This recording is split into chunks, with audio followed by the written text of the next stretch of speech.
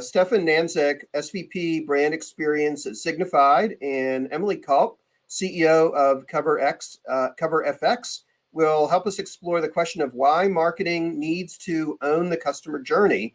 Stefan is going to present some opening thoughts, and then Emily will join in for a Q&A. Welcome, Stefan. Well, thanks for having me. And yeah, let's just quickly set the stage a little bit for the fireside chat conversation later down the path. So why does marketing need to own the customer journey? You all have seen 2020 being like a very different year. So the world has changed. A lot of things have changed, like not only things like if you compared my photo to my profile shot, like the hair was a lot longer, not just like that we have a new logo down there, but really in the consumer world, like a lot of things have changed in e-commerce or in commerce as a whole, if you think about that. It's like if you just think about the amount of innovation we've seen, like on the touchless commerce side, on like mixed, like omnichannel has always been a buzzword, but in 2020 it became like so real, like food deliveries requiring real time, really digital being the new default for anybody, not just like a specific subset of a consumer base. And all of that obviously kind of is fueled by a lot of brand stuff. So if you really think about like what is happening in 2020, there's a lot more routes of where the buyers are coming from and how the scenarios are more complicated than they used to be. Like obviously with not being able to meet with people, a lot of gifting went on. Gifts typically are different shipping and billing address. A lot of mobile traffic is happening, in particular people doing the checkout on the way to the curbside pickup, hoping that they would actually get the products when they arrive, which put a lot of stress on real-timeness. And a lot of these use cases, if you will, based on some survey data, are not necessarily making the life easier when it comes to delivering like a concise consumer experience end to end. And then where this is coming from, it's not stopping. So we actually commissioned a survey like in 2020 to really go through some of the consumer sentiments in regards to their plans of what they're planning to do in the future. And I think the most apparent, obviously, everybody in commerce and e-commerce is trying to figure, was this like a one-time kind of thing and we go back to the old normal? Or is this really leveling out on a new normal that doesn't look anything like the old normal? And at least from those survey points that we gathered, it looks a lot more like some of that behavior, a lot of that behavior is actually going to stick. Like people will actually embrace some of that online shopping habit that they have now developed and continue to go with that. And at least for the foreseeable future where COVID-19 really is still an issue. So all of that, though, comes to this question of like why experience matter that much. And this is actually like a formula that I like as a marketeer that I kind of like almost like evangelize whenever I have a chance to do that. It's like brand, a lot of times is, I believe, misunderstood by this is what we publish, this is our logo, this is our colors.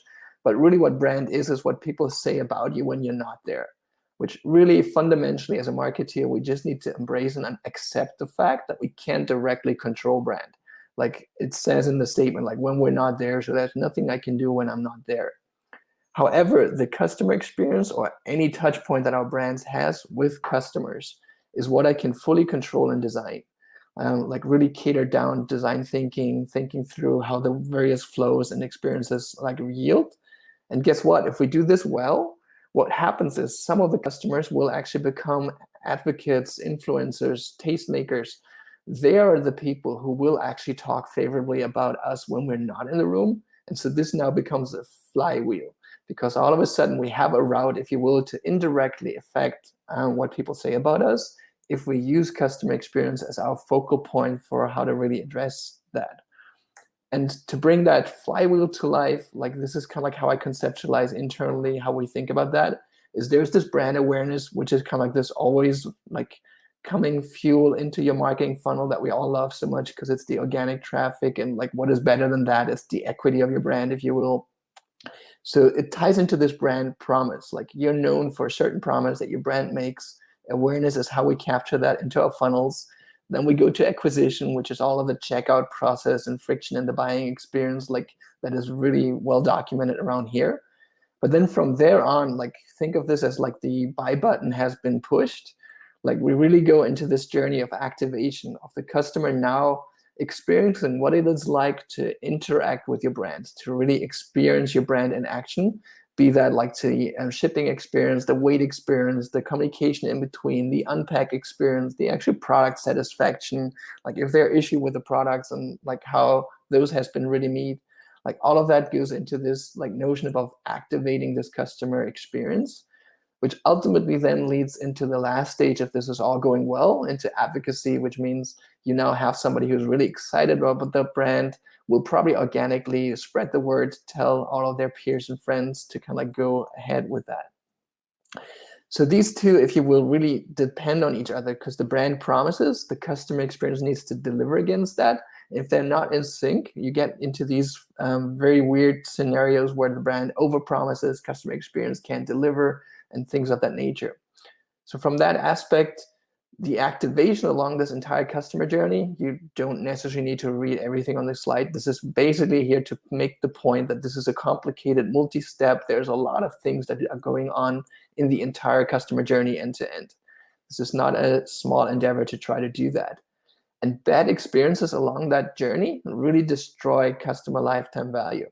Another couple of data points, like some of them we commissioned while others are kind of coming from third parties, really make a point that particularly with this new generation of buyer that is used to flawless, seamless experiences online, if there are bad experiences, there's so many other sources where they can buy the product, unless you are a very unique brand. Your brand is like the only place where you can buy it as a certain outlet. Like there's always the big Amazon looming over all of us, and like people know that I have a one-click checkout experience there. So the kind of like lifetime value of that customer is at risk if you kind of like don't necessarily get the experience right. And this is not getting any easier. I talked about like the new models that are kind of like almost omni-channel on steroids now. Like we actually ran a couple of surveys here in regards to customer experience in curbside. 62% of customers had a positive curbside experience, which is encouraging. It's the majority, but there's still room to grow of like the other almost 40% that on the flip side would probably have said that they don't have a good customer experience. And if we just look into our own data network, Signified is processing a lot of data across our merchant network. Like we saw like a 4.6x increase in the amount of like pickup orders or curbside pickup by online pickup in store type of orders just from Q1 to Q3. So this is really fundamentally changing in that complexity. And it's almost like one of the omni-channel like crux cases that you can think of, because everything has to be so real time, so flawless. Inventory management is not easy. To bring that customer experience to life is not simple. And the interesting piece of it, while in 2019, this may have been, yeah, we need to build like that further out and we really need to invest in that, with the almost like doubling in revenue across the board in e-commerce, like this all of a sudden cannot be compensated by manually processes that are half-baked. Like the real solutions are kind of like so much more needed at this point in time. Like if you think of omnichannel, cross-border, and shopper visibility and scaling order flows for flash sales and things like that, all of that manual kind of needs to really urgently disappear starting in 2020, definitely going into 2021, as we don't have time for that. Because each one of these friction points not just destroys the customer experience, as I alluded to, but you can also directly manifest that in like your revenue funnel kind of decrease. Think of it like all the customer orders that get into your order flow. This is like buy button. But from there on, there are still plenty of opportunities where you can leave that revenue or lose that revenue to one of these friction points that are happening post the buy journey. And so with the embracement of like various new forms of that, like self-checkout in stores or restaurant curbside, these are all variations of these kind of more complicated post-buy button experiences.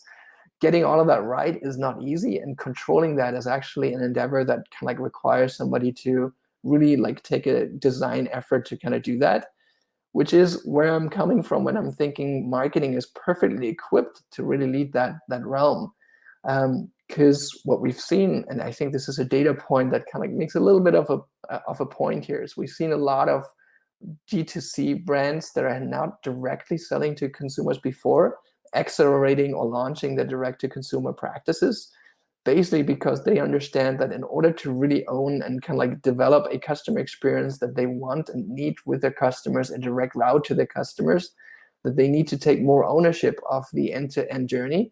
And the best way to go is obviously if you can launch like a direct-to-consumer kind of outlet yourself. So this acceleration on this trend that we've seen all across the various verticals in the industry, I think is another manifestation of marketing or brands really understanding how interlinked customer experience and brand experience really are. So to summarize that, why does marketing need to own experience? Brand is what people say when you're not there. The experience is what you can and should control and really like make part of your marketing plans. It will create like a fueled pipeline of advocates, which then on the flip side, go back and refuel your brand. And with all of that theory in mind, I actually did want to take the time to kind of like talk with a practitioner who lives and breathes this day in and day out, to really go into the realness of some of these things, and also to get different perspectives on those items. So I've been talking a lot about that marketing should own the customer experience here. But Emily, in your point of view, thinking about e-commerce, do you think that notion is widely embraced? And also, do you actually agree to maybe as a starting point? Well, thank you, by the way, for having me. I'm going to respond, but I should preface, I'm putting back on my CMO hat from other roles. So I want to make sure I'm answering from that particular lens. I do feel strongly that an omni-channel CMO absolutely should be, in many ways, almost orchestrating the entire consumer journey. But I also feel very strongly that every single employee within a company should embrace and be a student of that consumer and be obsessed about every touch point and what surprises or delights him or her. But you do need one overall orchestration system, and that would be an omni-channel CMO. Right. It's almost like the semantics of like the words of ownership versus stewardship or champion. Right. But like pretty much like somebody as a quarterback for that. Well, they're accountable. I think that's the key part for me, is they're accountable, because when you have ownership, you should have accountability, and you should also have metrics. So all of that is one and the same in my mind. So maybe thinking about those metrics for a second. So I think this does change some of the marketing KPIs that like marketing leaders are held accountable to. Like if I'm thinking traditionally, it's more like maybe leads, maybe more like shopping cart checkouts and things of that top of funnel kind of like thinking. Like what additional like dimensions do you actually see in the KPI set that marketing leaders should take more serious, should be kind of bonused on when it comes to really embracing customer experience as a first citizen? Yeah, to your point, I think if we're talking about an omni-channel business, meaning there's both D2C, which can be e-commerce or mono-brand retail stores, and also wholesale, a traditional, maybe non-omni-channel CMO might have been bonused around brand heat, which could be measured in billions of PR impressions and things like that.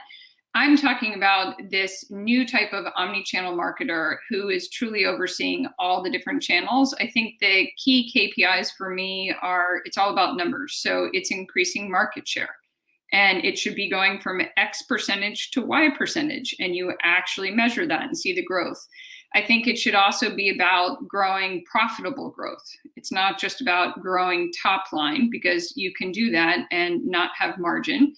I think other KPIs are around lifetime value. That's really important, I think, for this role. And then finally, I would say as well, many CMOs are critical, omnichannel CMOs are critical in helping to secure future distribution, whether it's a new wholesale partner or even going into a different market. And again, you can quantify that in terms of numbers, from going X distribution points to Y distribution points, but everything should ladder back to numbers. That's actually fairly helpful. And I think you touched on another interesting point there, which is like there are the various channels. And I think while I made a point that D2C is like an important one that is on the rise, and like a lot of particularly established brands that may not have considered that so far in 2020 kind of got the wake up call when all of a sudden their channel kind of like wasn't really there for them anymore. Right. But on the flip side, like I noticed in the past, you typically did do partnerships with Amazon and like other marketplaces, or maybe exclusively Amazon. But to tie this to the customer experience thinking, I'm almost thinking there is like a little bit of a trade-off of like a lack of control, a loss of control when you bring in like a marketplace as almost like competitive to your own direct to consumer kind of like venues. like, how do you see the marketplace side in context of customer experience and controlling that? Yeah, I guess taking a step back, I'm very consumer centric, and I think about the consumer experience. And if you put that lens on, your consumer, depending on what source you read, Amazon is the #1 or 2 most utilized search engine right now. So even if you don't want to, meaning brand X doesn't want to play in Amazon, your consumer's already there. And your consumer is going to search you up or search up your category and come across you. And what you risk, especially in beauty or even in fashion and footwear, which I've been in as well, what you risk is having your brand represented maybe by gray marketers or third parties, and they're not doing your brand the full justice of storytelling. And even worse, you could possibly risk maybe suboptimal product being that first experience for a consumer. And as we all know, as much as I like to think this has been the year of grace and letting people, have a bit of a pass given everything going on in the world, when you unbox or get that Amazon box at your house, and if that experience with that particular product, whether it's beauty, fashion, or footwear, doesn't work, or you're not happy, you're not going to go back. So that's why I think it's absolutely critical. And you're right. Almost every company I've ever joined, I do end up bringing in Amazon. I think it's really important to have a very strong strategy when you approach Amazon, understanding that in many ways I actually cap it. And why I do that is so it doesn't become a marketplace with excess goods or a subpar experience for the consumer. Going back to your point, anytime you expand distribution, you could be satisfying your consumer, which is great, but you could be giving up some level of control, whether it's pricing or how your brand actually comes across. Again, I think the key is to evaluate for most companies, whether you go direct or whether you go through a third party with Amazon. There are pros and cons to both. I tend to prefer direct because you get access to betas and many other great things. But again, it depends on the company. But I do think it's a place where most people need to play because that's where your consumer is. So it becomes almost like obvious that this is not a black and white, and like D2C is not going to be the only channel in the future. No, so maybe in general, like, are there other situations where pretty much making a sacrifice on customer experience could actually be the right thing? I mean, just thinking of like some of the abusive scenarios or cybercrime, account takeovers, like a seamless experience very often doesn't have the security barriers in place that would protect you from like your own harm. Like, have you ever encountered scenarios where you had to call this trade-off and like figure out like how much of a sacrifice on the convenience where the security aspect for your brand is applicable? Yeah, I think there's a number of different things. I mean, when alternate payment options, whether it's split it Afterpay and different things like that, came on the scene, people were still trying to understand how secure, was this safe, was it real, it's consumer behavior, and also understanding how all the back end with PII compliance and all that. Yes, I think this is where technology, I love it, it fuels me, but it doesn't mean you always need to be the first, because it does help sometimes to be a fast follower in adoption to ensure that the security, whether they're patches or issues, have been worked out. I tend to be fiercely protective of consumer data. Again, going back to it's trust, it's a relationship with your consumer. So if you don't protect that and do the right thing, your consumer won't come back. But those would be some of the examples I can think of. There's some fabulous tools that are coming out all the time as plugins, and it's about evaluating them and frankly trying to break them. That's where rigorous testing, I actually find it fun to do this, to make sure, like thinking about what is every scenario your consumer could go through and making sure that it's secure for them as well. Right. Yeah, that makes sense. And I think we reached the top of the hour here, so we should probably wrap the session at this point. But thanks again for having the chat here with us. Like, I really appreciate the conversation. Very enlightening. Thank you for having me. It's been a pleasure.